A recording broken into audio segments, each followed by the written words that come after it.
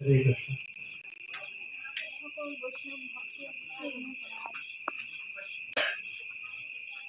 माधव कुंज बिहारी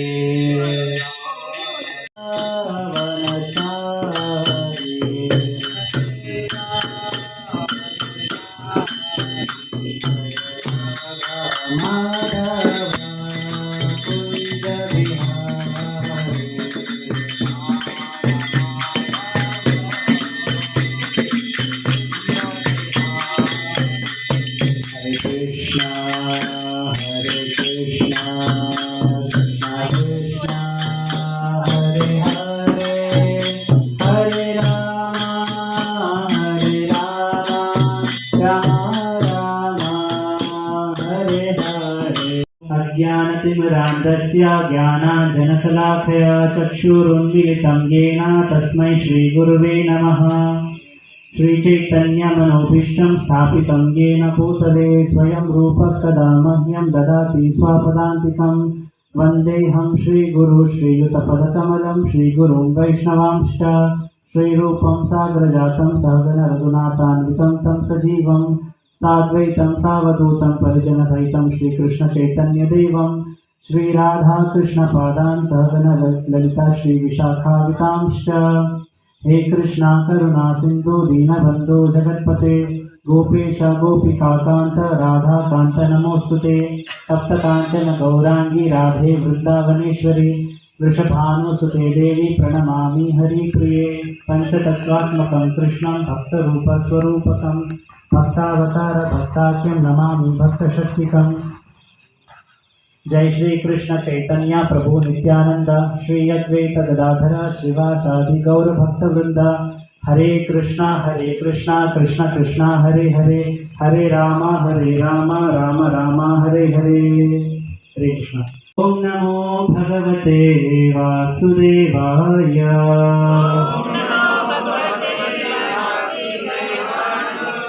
कृष्णाय वासुदेवाय देवकी नंदनाय च नंदगोपकुमाराय गोविंदाय नमो नमः। नमः पंकजनाभाय नमस्ते पंकजांग्रये नमो पंकजनेत्राय नमस्ते पंकजांग्रये। जय श्री कृष्ण चैतन्य प्रभु नित्यानंद श्री अद्वैत गदाधर श्रीवासादि गौर भक्त वृंद।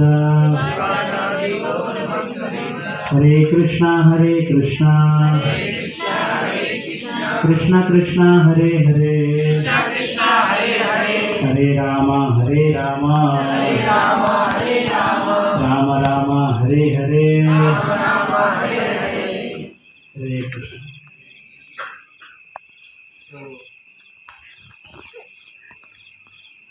तो आप सबको क्या है, ये जो दामोदर मास है उसका हार्दिक शुभकामनाएं।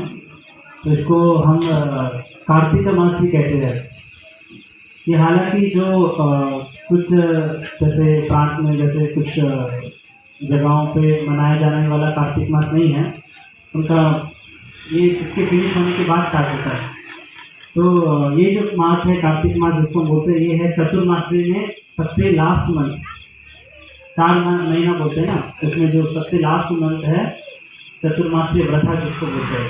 इसमें जो सबसे श्रेष्ठ मास कौन सा है? कार्तिका मास। तो ये मास जो है, इसका जो कहते हैं कि अधिष्ठात्री देवी है वो श्रीमती राधा रानी है स्वयं। ये जो इसका जो मास्टर का जो ये जो मास का जो ये है ना, मंत्र का जो मास्टर है वो साक्षात श्रीमती राधा रानी। तो उनके नेतृत्व में हम क्या करते हैं? भक्ति करते हैं। किसके लिए? किसको? भगवान कृष्ण को। तो हमें फैसिलिटी प्रदान करती है कौन? माँ। किसके प्रति? पिता के प्रति, परम पिता। तो तो ये लीला जो हम अभी चर्चा करने वाले हैं बहुत ही स्पेशल है। और शास्त्र में क्या कहा गया है कि जो कार्तिक मास व्रत है, जनरली बंगाल में इसको नियम सेवा मास कहते हैं ना। अन्य बहुत सारे मतलब अनगिनत रीजन आचार्य बताते हैं शास्त्र में क्यों माखन चुरा रहे भगवान। जैसे दूध होता है, माखन को जनरली मीठम बोलते हैं ना। तो दूध जो होता है, दूध को उसमें मतलब उसको ये करो, क्या कहते हैं उसको, सोल, उसमें कुछ खट्टा तो क्या हो जाता है, वो फट जाता है। उसके बाद वो क्या मेरा कि जो दही खीर यानी दूध से क्या है तो थोड़ा सा कन्वर्ट हो दही में, दही उसको क्या करते हैं, मथते हैं, उससे फिर जो मलाई जो रहता है वो निकाले। तो इसी प्रकार हमारा जो ये है मतलब प्रेम भक्ति है वो भी नहीं, दूध से मान क्या होती है मतलब जो सॉरी आई मीन साधन जितने भी हमें मतलब है, जो हमारा मतलब भगवान के जितना भी हमारा ज्ञान है, उस ज्ञान को क्या है, ज्ञान विज्ञान आस्तिक, ज्ञान के साथ विज्ञान जब हम करने लगते हैं तो वो मथने का काम होता है। उसके बाद जो मतलब जो आपने सेवा जो प्रेम भगवान को दर्शाया वो बन जाता है क्या, सॉफ्टवेयर बटर के समान, जिसको चुराने के लिए क्या करते हैं, कृष्ण आते हैं। तो उसी प्रकार और एक रीजन है कि हमारा जो हृदय है वो होना चाहिए मक्खन के जैसा, बट हमारा हृदय कैसा है, स्टोन जैसा, पत्थर के जैसा हमारा। तो भगवान आकर्षित भी नहीं होगा, अट्रैक्ट भी नहीं होगा उस तरफ, भगवान उस तरफ देखेगा भी नहीं। क्यों पत्थर हो जाता है, क्योंकि हम क्या है, हमारे अंदर एक पाप करने की प्रवृत्ति है, अपने इंद्रिय भोगने का क्या है प्रवृत्ति है, इसलिए वो बन जाता है पत्थर।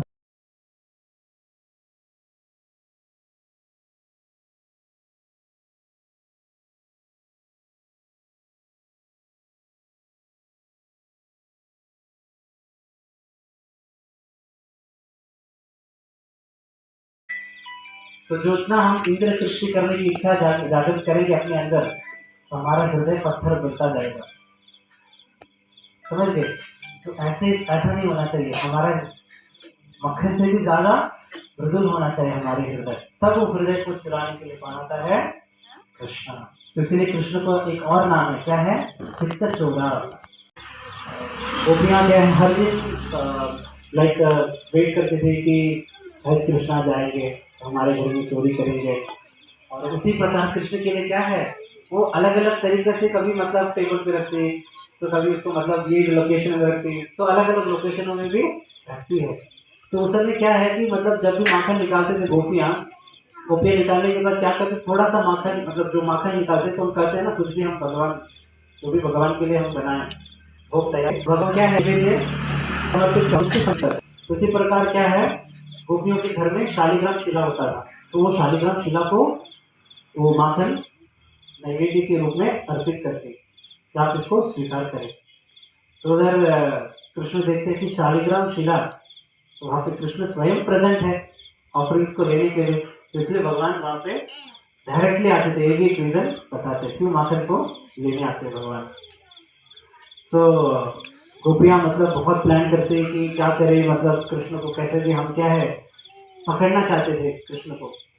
तो कभी कभार ऐसा बहुत सारा संदर्भ आता है कि जब कृष्ण को पकड़ लिया तो उनको पकड़ के सारे गोपियाँ घेर लेती थी कि क्या है, गोपियाँ घेर के भगवान को बोलते कि आप चलो आपको पकड़ाई आ गए, आपको क्या चाहिए, बोला माखन दे दो।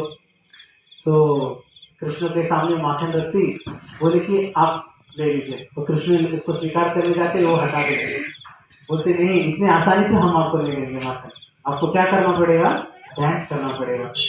तो क्या है, गोपियाँ के सामने भगवान नन्हे कृष्णा क्या करते थे, डांस करना स्टार्ट करते थे। तो जब डांस करते तो डांस करके बहुत टायर्ड हो गया, कृष्ण बोला अभी तो दे दो भाई माखन। तो गोपियाँ क्या करते, माखन से एक विधि निकालते कृष्ण के भेष में रखते, बोला और एक डांस करना पड़ेगा परफॉर्मेंस, तब मिलेगा। तो इसी प्रकार ऐसे कर करके क्या है, तो सोचिए मतलब आचार्यगण जो भी देवता वगैरह ऊपर से देख रहे हैं, तो उन्होंने वो देख रहे हैं कि जो भगवान मतलब क्या है पूरे ब्रह्मांड को मतलब अपने ये मतलब विजन से, अपने नेक मतलब दृष्टि से पूरा चला रहे हैं, वैसे कृष्ण को क्या है गोपियाँ नचा रही है।